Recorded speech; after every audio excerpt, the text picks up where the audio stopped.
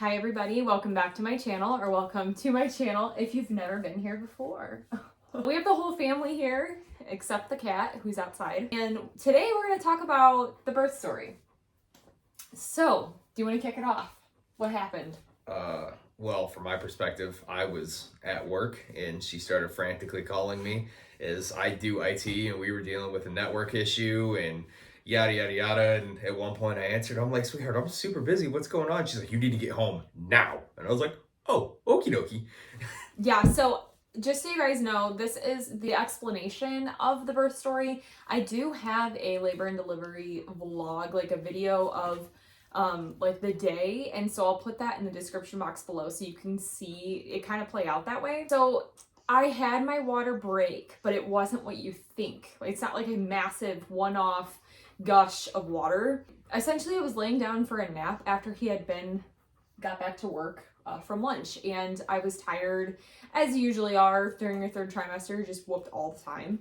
And I felt a kick like you normally do, but a way bigger kick than normal. I felt a kick that was just a lot stronger, and I needed to go pee immediately. So I went to the bathroom, and I noticed that there was a little blood in the wiping, and I know that towards the ends of your pregnancy, you will have some spotting, and that's normal. But then all of a sudden there was another gush after I finished peeing and wiping, and I thought, that's weird. Except when I wiped, it was not yellow, it was clear, and I thought, okay. So I put a pad on into my underwear, and I thought, we'll see what happens. And another gush. And then I got paper towel, and I got another gush, and it filled the paper towels. So I called him, and we realized that we needed to just go in and at least get checked out. So we get to the hospital.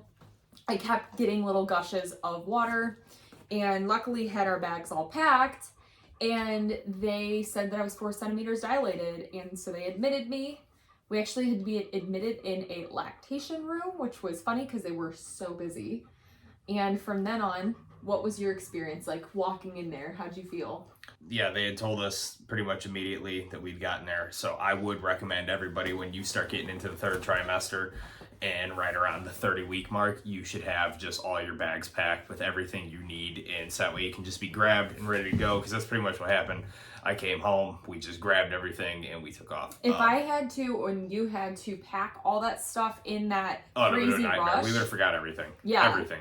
Again, another video I will put down below. That is what you should pack in your hospital bags. I'll put that in the description box as well. The mistake I made was I grabbed my flip-flops just in a rush, and I was standing for the entire birth on, like, just tiny little flip-flops with no support, and my feet and knees and everything in my back were all killing me by the time I was done. So make sure you grab good shoes, guys. The most support shoes you can put on is what I recommend. That's hilarious. Yeah, so then we were at the hospital, and your mom showed up and brought flowers, and we just, things were going, they kept checking, and you were coming right along. And well, and what he means by that is I never had medication up until I was 10 centimeters. And at one point I felt like I had to go poop. So I went to the bathroom, or I had to go use the restroom, and they told me, what did they say? They said, if you feel like you have to poop, don't. Yeah, that's the baby. They said that's not poop, it's baby. Even though it really did feel like I had to poop. I knew I had to poop. And I was right. But at the same time, they were right. So I got to the bathroom. I said, wait, I think I might poop. And they were like, don't do that. Come back.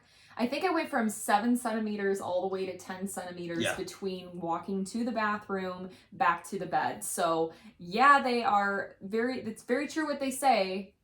It means baby. So baby was coming. It was 10 centimeters, and I didn't even feel that pain that I thought I was supposed to feel.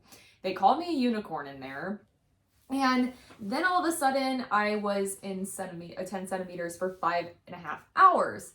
At that point, contractions started to get really intense, and I couldn't take it any longer. In fact, and this is TMI, so trigger warning, if you don't want to hear gross stuff, this is your warning. Turn it off.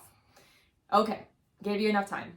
So I was pooping, puking, and contracting in front of everybody and all at once, and I had enough. I was literally screaming like an exorcist, and I had had enough. At that point, I think I was putting way too much strain on my body.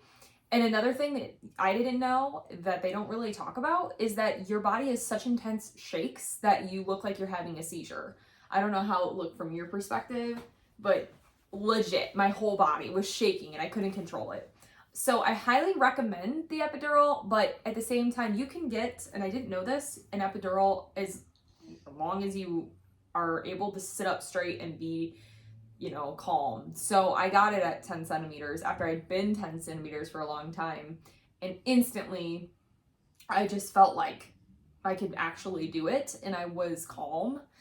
I'd say after you got the epidural, it was like within an hour we had her. Yeah, and I kept feeling like I knew it was close, but the contractions were so intense that it's like how, I don't know that I could have done it without the epidural, to be honest with you. I mean, obviously it was inevitably going to happen, but I would have ripped a way worse, I think. So I think I did have stitches afterwards. This was a successful vaginal delivery. It was not a cesarean or anything, but I think I would have ripped less had I got the epidural sooner. I didn't know that until now. I thought I could have, I thought I could have. I don't know if that would have made a difference. They did say, though, online afterwards that when you push and push like that and you put strain on your body, that it does rip worse. The other thing they don't warn you about, and that I wasn't prepared for, is that the baby comes out like all gray and purple and not breathing or making noise until they like intervene. And I had a mini heart attack when she came shooting out and was like gray and purple and not moving or making noise or anything. And then they did something and she started like breathing and screaming and, pinking up. And yeah, that was scary for him. It was and he did cut the umbilical cord. I did. How was that? It takes more effort than you think it does. Like it's not like paper. It takes some, I don't know. It was harder than I thought it was going to be. Were you nervous? No, they make it pretty easy. They clamp on both ends and they're like, hey, cut right here. And as long as you can follow simple instructions and, you made it past 3rd grade, you should be all right. Is it gross, you think, for the normal people that can't handle it? No, there was no blood or anything. You just, I don't know. It's more of a ceremonial thing. I don't know why they really push so hard for people to do that. It's not like anything special. It's literally like cutting through construction paper. That's the best way I can put it. One thing to note as well is that legit my OBGYN, the doctor, was out of town. I forgot about that. The same weekend that we had the baby. So we had actually not just like another backup. We had a couple different doctors that we were throwing around being told we were going to have. And because they were so busy and it was kind of taking a while. Oh yeah, she spit up on me. Whatever. They were telling us that we were going to get different people like 3 or 4 different times. Well, eventually we ended up getting a midwife and she's wearing a dress that's a little too big for her, but it's fine. Oh. Ooh. Yep. She had a big old strand of hair. So we had a midwife and it ended up being fine. I just wanted somebody that was a doctor that could do it, And then I did have a lot of stitches at the end. The crazy thing is when you get an epidural, you don't feel anything from the waist down.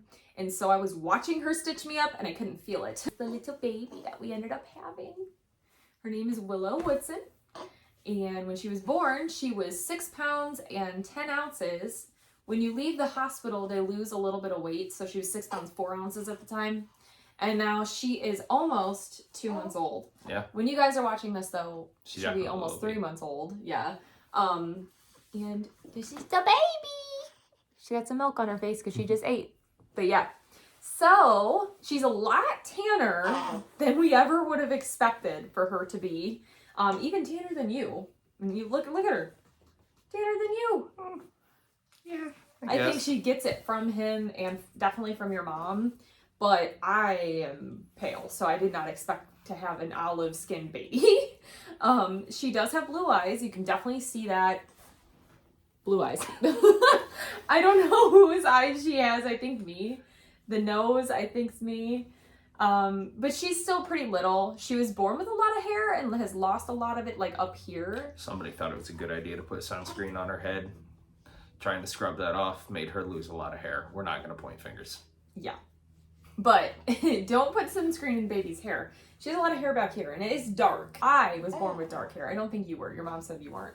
it naturally changed, my hair changed to strawberry red, that changed to blonde, and now you can see this is my natural color and that's his.